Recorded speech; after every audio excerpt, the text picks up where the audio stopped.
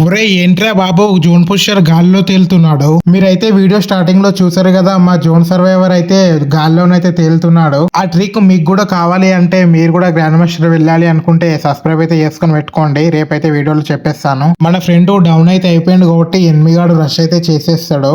మనమైతే జాగ్రత్తగా ఉండాలి. అదిగో ఎనిమిగాడు అయితే వచ్చేసిండు. MP5 తోటి అయితే దించేసిన.